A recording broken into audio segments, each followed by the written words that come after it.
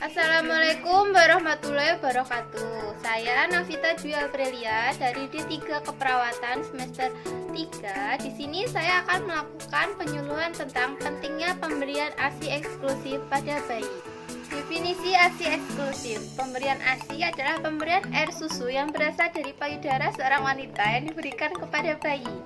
ASI eksklusif adalah pemberian ASI sedini mungkin setelah persalinan, diberikan tanpa jadwal dan tidak diberi makanan lain walaupun hanya air putih sampai berumur 6 bulan. Komposisi ASI. Ada pengelompokan ASI itu ada 3. Yang pertama itu ada ASI stadium 1 atau kolostrum hari ke-1 sampai dengan hari ke-4. Kolostrum berwarna kuning keemasan disebabkan oleh tingginya komposisi lemak dan sel-sel hidup. Kandungan tertinggi dalam kolostrum adalah antibodi yang siap melindungi bayi ketika kondisi bayi masih sangat melemah. Dan yang kedua ada ASI stadium 2 atau ASI peralihan. Hari ke-4 sampai dengan hari ke-10 komposisi protein makin rendah, sedangkan lemak dan hidrat arang makin tinggi dan jumlah volume ASI makin meningkat. Hal ini merupakan pemenuhan terhadap aktivitas bayi yang mulai aktif karena bayi sudah beradaptasi terhadap lingkungan. Dan yang ketiga ada ASI stadium 3 atau ASI matur. Hari ke-10 dan seterusnya merupakan nutrisi yang terus disesuaikan dengan perkembangan bayi sampai berumur 6 bulan. Nilai gizi ASI itu ada 6. Yang pertama itu ada protein, lebih sedikit dan mudah dicerna, membantu menghancurkan bakteri dan melindungi bayi dari infeksi. Ketiga, protein dalam ASI yang terpenting berupa lactobumin, taurin, cysteine, lactoferrin, dan lisosim. Yang kedua ada karbohidrat dalam bentuk laktosa bertambah setiap hari menurut kebutuhan bayi. Laktosa atau nutrisi vital atau untuk pertumbuhan jaringan otak. Ketiga ada laktosa untuk penyerapan kalsium, fosfor, dan magnesium. Keempat ada laktosa, fermentasi usus menjadi asam, menghambat pertumbuhan bakteri, menjadi tempat yang subur untuk pertumbuhan bakteri usus yang baik, yaitu Lactobacillus bifidus. Dan yang ketiga itu ada lemak, mulanya menurun kemudian meningkat sesuai dengan perkembangan bayi, merupakan lemak rantai panjang yang dibutuhkan oleh sel jaringan otak. Ketiga terdapat asam linolet, enzim lipase, dan kolesterol yang berguna untuk bayi. Yang keempat ada mineral lengkap walaupun kadarnya relatif rendah, tapi cukup untuk bayi sampai berumur 6 bulan.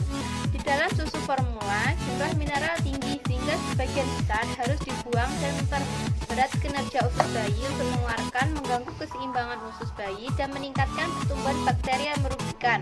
Kelima, vitamin atau ASI yang mengandung vitamin yang lengkap dan cukup sehingga tidak perlu ditambah kecuali vitamin K karena bayi baru lahir ususnya belum mampu membentuk vitamin K. Keenam ada zat-zat kekebalan tubuh. Yang pertama imunoglobulin atau IgA, IgG, dan IgM. Kedua lisozim, keempat lactoferrin, kelima sel hidup, keenam faktor-faktor anti alergi, ketujuh faktor bifidus. Manfaat ASI bagi bayi, manfaatnya itu ada kandungan gizi sempurna yang terdiri dari protein, lemak, karbohidrat. Kedua, mudah dicerna. Ketiga, mengandung zat anti diare. Keempat, tidak menyebabkan diare. Kelima, membantu pertumbuhan gigi. Keenam, mengandung zat antibodi. Ketujuh, mempererat ikatan batin. Kedelapan, pertumbuhan bayi optimal. Manfaat ASI, pemberian ASI kepada ibu. Yang pertama, mudah, murah, praktis, dan tidak merepotkan. Kedua, pemberian ASI selama beberapa hari pertama membuat rahim berkontraksi dan cepat memperlambat pendarahan. Ketiga, mempercepat penurunan berat badan. Keempat, mencegah kehamilan. Kelima, meningkatkan kasih sayang dan rasa aman. Keenam, mencegah resiko kanker. Manfaat pemberian ASI bagi masyarakat. 1. Murah, ekonomis, mengurangi pengeluaran keluarga.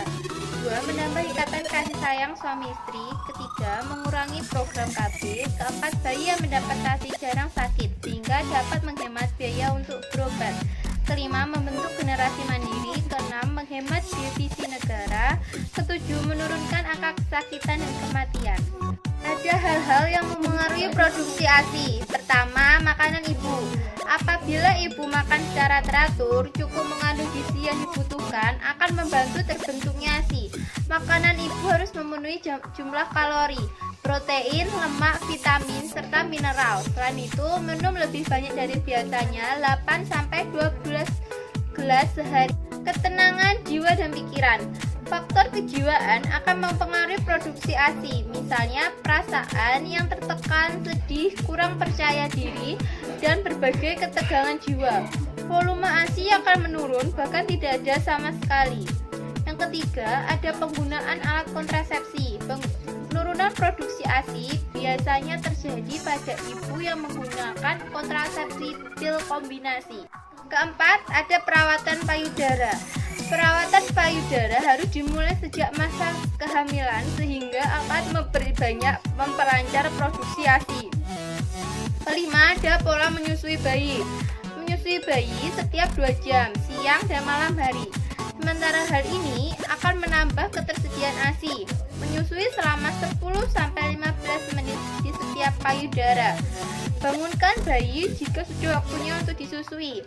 Berikan hanya ASI pada bayi, bukan makanan tambahan. Tanda-tanda mendapat cukup ASI pada bayi, yaitu bayi berusia 0-6 bulan dapat dinilai mendapatkan kecukupan ASI bila mencapai keadaan sebagai berikut. Yang pertama, bayi minum ASI tiap 2-3 jam. Dalam 24 jam minimal mendapatkan ASI 8 kali pada 2-3 minggu pertama. Kotoran berwarna kuning dengan frekuensi sering dan warna menjadi lebih muda pada hari kelima setelah lahir. Ketiga, bayi akan buang air kecil atau BAK paling tidak minimal 6-8 kali sehari.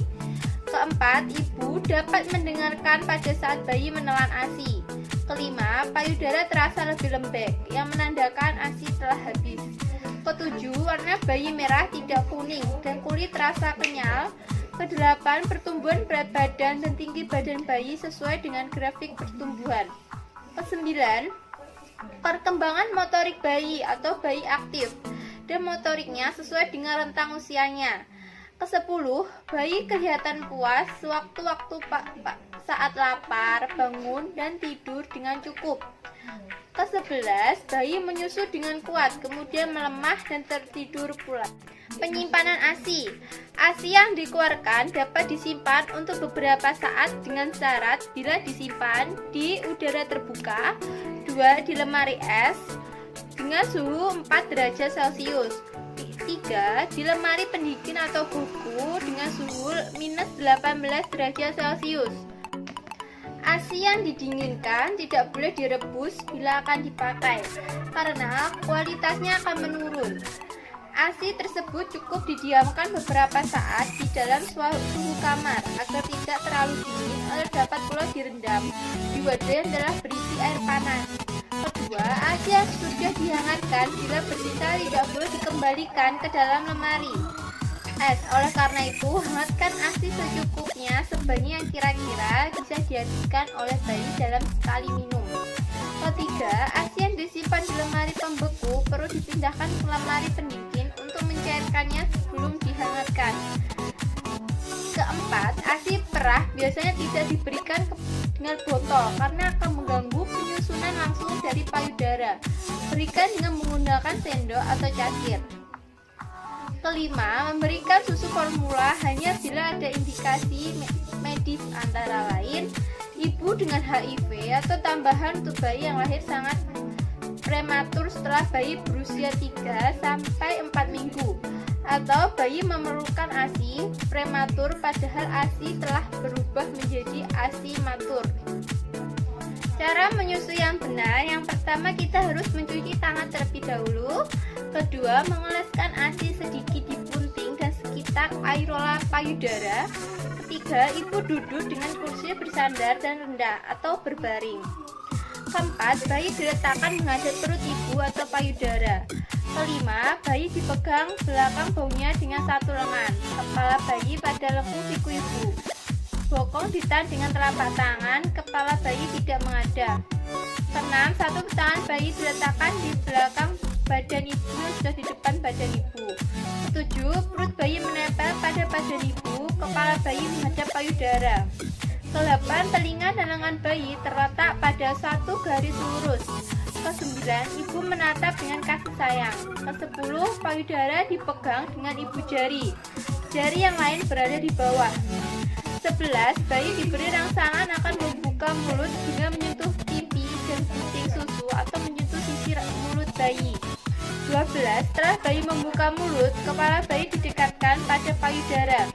13, usahakan sebagian besar aerola payudara masuk ke dalam mulut bayi.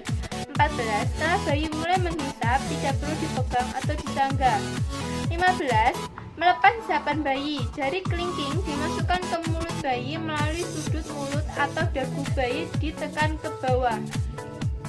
16, setelah selesai menyusui, ASI dikeluarkan sedikit kemudian dioleskan pada puting susu atau aerola sekitarnya. Biarkan kering dengan sendirinya. 17, menyedawakan bayi. Bayi digendong tegak dengan bersandar pada bahu ibu, kemudian punggung ditepuk perlahan-lahan, atau bayi yang tidur tengkurap di pangkuan ibu, kemudian punggungnya ditepuk perlahan-lahan.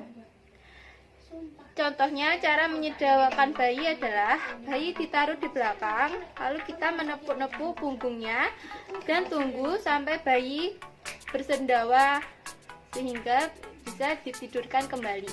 Sekian atas penyuluhan tentang pentingnya ASI eksklusif pada bayi. Apabila ada salah kata, saya mohon maaf. Terima kasih atas perhatiannya. Wassalamualaikum warahmatullahi wabarakatuh.